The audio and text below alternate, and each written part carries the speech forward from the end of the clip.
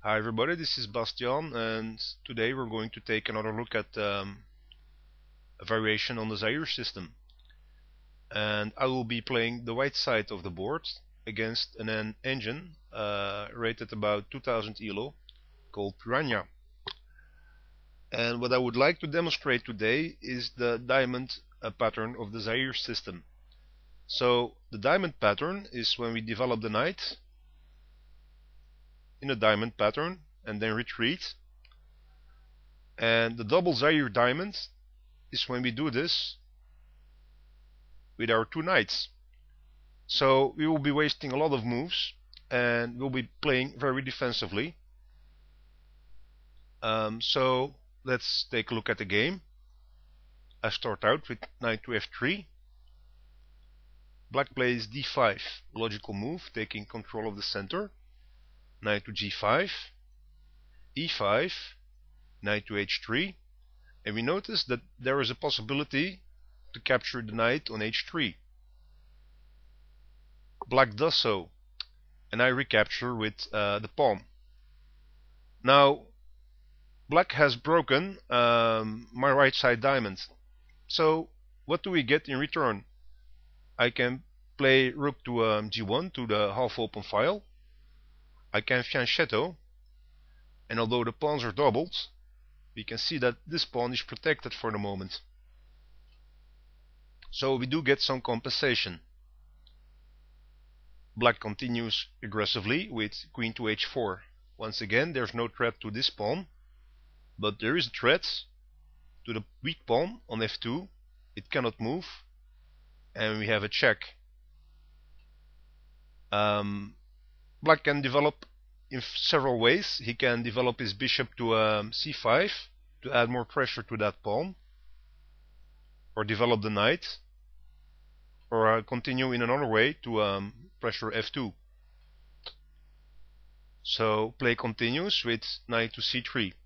At the moment I'm ignoring every move black plays and continuing with my second diamond pattern. I will only respond if there's a serious mate threat or the threat of the loss of a piece. Black plays bishop to c5. This forces me to play e3 to block the mate threat. Knight to f6. The goal is not to play g4, but to play e4 perhaps later and create mate threats. I'm ignoring it completely, and I play knight to b5, so there's no longer any defense to e4. However, we can now see I'm threatening a fork. So black plays knight to e4, threatening an attack on f2. This forces me to play queen to e2. So we need to be aware of the defensive moves we can play in the Zaire system. Queen to e2 defends the pawn on f2. Black plays bishop to b6 to defend the pawn on c7 against the fork.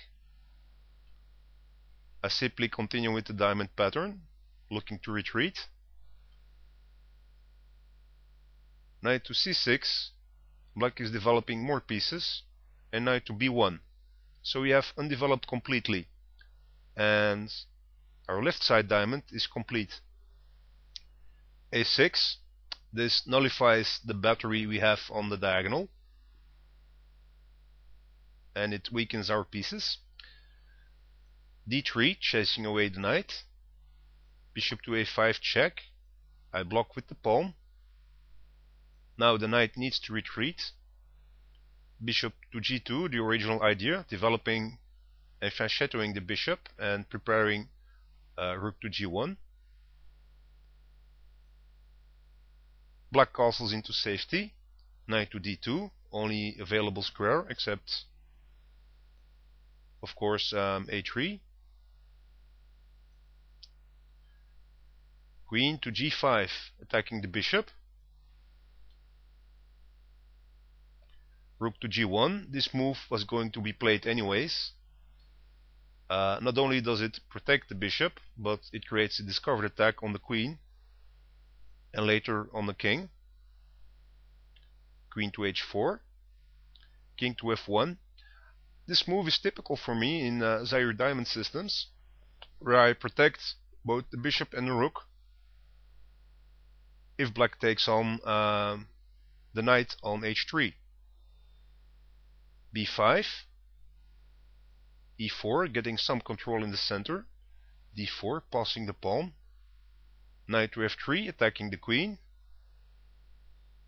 queen goes to h5, pawn takes pawn, pawn recaptures, bishop to g5, threatening the knight. Now, of course, if bishop takes knight and pawn recaptures, we can see that this king is completely unsafe against the rook on the half-open file. So I'm capitalizing on a long-term weakness created with the half-open file for the rook. Black doesn't want to recapture with the pawn, so he plays queen to g6, protecting the knight. I retreat the bishop. Now the threat of the half-open file with the rook becomes more severe. Black retreats the knight. I play my second rook to the half-open file. Queen to e6, threatening the pawn with a check and tempo. And now this position just is filled with tactical shots. So rook takes knight on c6, an exchange sacrifice with the rook. Queen recaptures, knight takes pawn, so I do get a pawn in return and some tempo with an attack on the queen. Queen moves to d6, attacking the pawn and the knight. Knight to f5, again with tempo attacking the queen. Now we can see two attackers on the pawn on g7. Queen takes pawn, perhaps threatening this pawn later on. And now bishop to d2. This fully activates our rook on the half-open file, again with tempo, with an attack on the bishop on h5. So if, say, king to h8, which wasn't played to get the king off of the half-open file, I can take on the bishop. Then, if perhaps c6, I can play bishop to b4, and we can see we have three pieces attacking the pawn on g7, and black will be completely lost. Of course, the pawn cannot move. Oops. I mean, bishop to c3, of course. And of course, the pawn cannot move because of the discovered check. But this wasn't played. Instead, black recaptures my bishop, but I do not consider recapturing the black bishop. Instead, I play rook takes pawn check, forcing king to h8. Now rook to h7 check, destroying the defense of black's king and sacrificing my rook in doing so.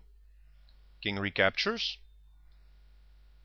and now we have a simple mating pattern with queen to h5 check, king to g8, queen to g4 check, bishop blocks in between, a typical engine move, queen takes check, king to h8, finally queen to g7 mate. So that's a short example of the Zaire diamond. I hope you enjoyed watching this system and consider it playing yourself. Thanks for watching and have a great evening.